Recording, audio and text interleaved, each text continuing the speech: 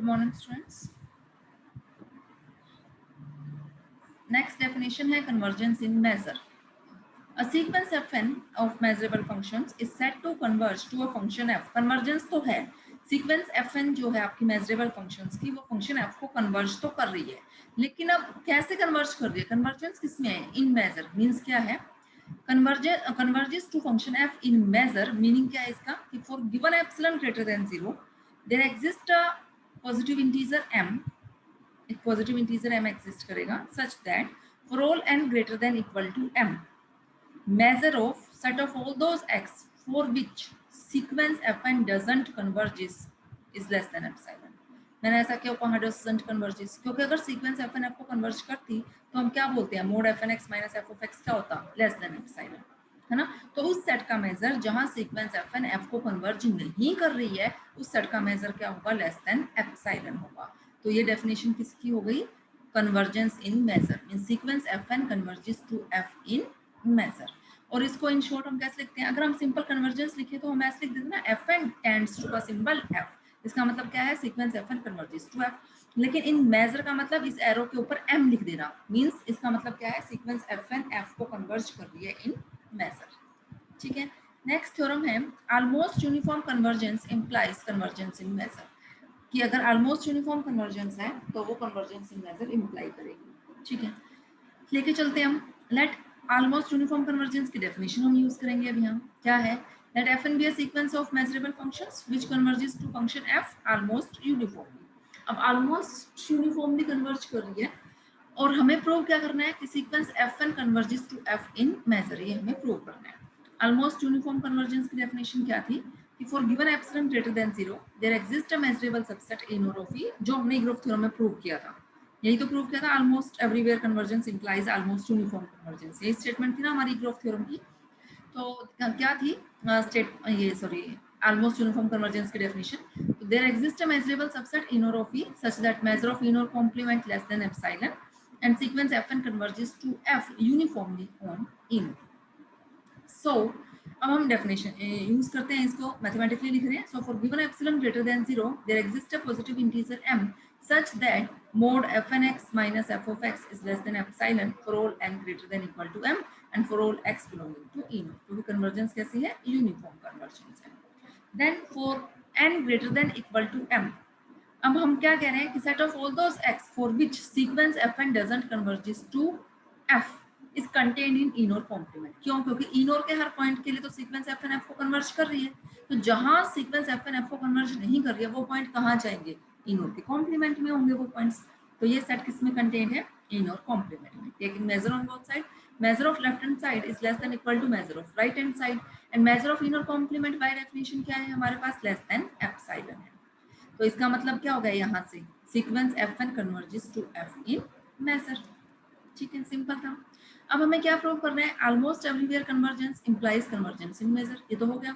क्यों? क्योंकि इग्रोफ थ्योरम से हमने क्या प्रूव किया? Almost everywhere convergence implies almost uniform convergence. और अभी हमने ऊपर क्या प्रूव किया? Almost uniform convergence implies convergence in measure. दोनों को कंबाइन करो रिजल्ट्स को, रिजल्ट आपका होल्ड कर गया।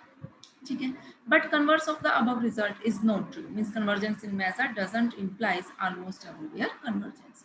अगर कोई रिजल्ट होल्ड नहीं कर रहा है तो उसको हम प्रूव करते हैं बाय गिविंग एन एग्जांपल। हमने एक एग्जांपल लिया। क्या? Define a function from close interval 0 1 to r। कैसे डिफाइन किया function? fn x is equal to 1 if x belonging to this interval otherwise 0। ठीक है, इससे पहले हमने एक n डिफाइन किया। n क्या लिया है हमने? जो ये n चल रहा है यहाँ, n is equal to k plus 2 raised to power t where k lying between 0 to 2 raised to power t। ठीक है, let epsilon greater than 0 be given. Choose क्या किया हमने? m चूज किया बिलोंगिंग टू n। कैसे? कि 2/m क्या हो जाए? लेस देन एप्सिलॉन हो जाए। हमें प्रूव क्या करना है कि सीक्वेंस fn जो है वो कन्वर्ज कर रही है 0 को इन मेजर। हमें क्या दिखाना था? कन्वर्जेंस इन मेजर जो है वो ऑलमोस्ट एवरीवेयर कन्वर्जेंस इंप्लाइज नहीं कर रही है। हम क्या दिखाएंगे? कन्वर्जेंस इन मेजर जो है सीक्वेंस fn जो है वो 0 को कन्वर्ज कर रही है इन मेजर। उसके लिए हमने क्या कंसिडर किया? Set of means set of all those x measure of set of all those x for which sequence fn doesn't converges to f, है ना। उन पॉइंट्स का सेट का मेजर जहां सीक्वेंस एफ एन एफ को converge नहीं कर रही है। अगर हम ये दिखा दें कि ये मेजर जो है वो क्या आ रहा है, लेस देन एप्सिलॉन आ रहा है, तो हम क्या कह सकते हैं कि सीक्वेंस एफ एन एफ को कन्वर्ज कर रही है इन मेजर। ठीक है, हम ये दिखा सकते हैं। तो now this is equal to measure of set of all those x for which, अब ये एफ फंक्शन क्या है, जीरो, क्योंकि हमें तो जीरो को दिखाना है। तो क्या आ गया, set of all those x for which measure of sorry measure of set of all those x for which mod fn x is greater than equal to epsilon। और mod fn x greater than equal to epsilon का क्या मतलब हुआ, means value क्या होगी 1, और किन points के लिए 1, इस इंटरवल के लिए है वैल्यू 1। तो क्या आ गया आपका ये इंटरवल, इस इंटरवल का मेजर, और मेजर ऑफ इंटरवल क्या होता है, इसकी लेंथ मीन्स इसके एंड पॉइंट्स का difference, means 1/2 and it is less then 2/n। ये तो हम ऊपर अब आ ही चुका था क्योंकि हमने n इस तरीके से डिफाइन किया हुआ है, n डिफाइन किया है ना k प्लस 2 और k क्या है आपका लाई कर रहा है 0 से 2 के बीच में। हम देखो यहाँ पे किया भी हुआ है, n क्या है k plus 2 means n is less than this value because k की मैक्सिमम वैल्यू है 2 k is less than equal to है 2 से, सॉरी लेस देन है स्ट्रिक्टली।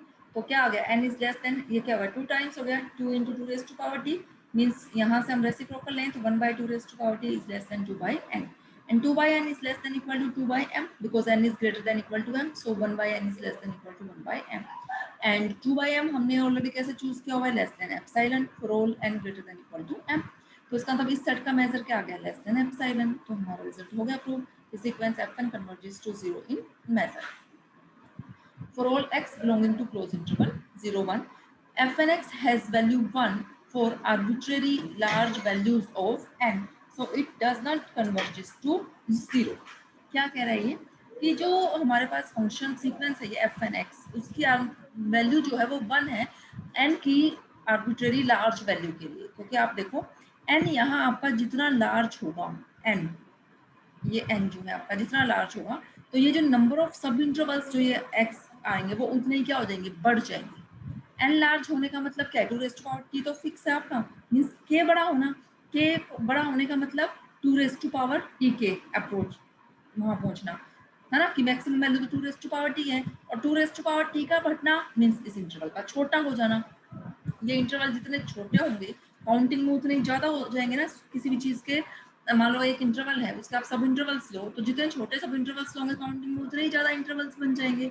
तो मीन्स 1 होने की पॉसिबिलिटी, fn x की 1 होने की पॉसिबिलिटी उतनी ही क्या हो जाएगी, बढ़ जाएगी। 1 होने की पॉसिबिलिटी बढ़ जाएगी तो 0 होने की पॉसिबिलिटी उतनी ही कम हो जाएगी। तो इसका मतलब जो वो सीक्वेंस fn है वो 0 को ऑलमोस्ट एवरीवेयर कन्वर्ज नहीं करेगी।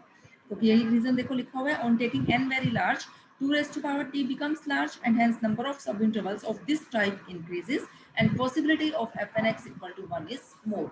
फंक्शन fn x के 1 होने की पॉसिबिलिटी उतनी ही बढ़ जाएगी, और पॉसिबिलिटी 1 होने की जितनी बढ़ेगी 0 होने की उतनी ही कम हो जाएगी।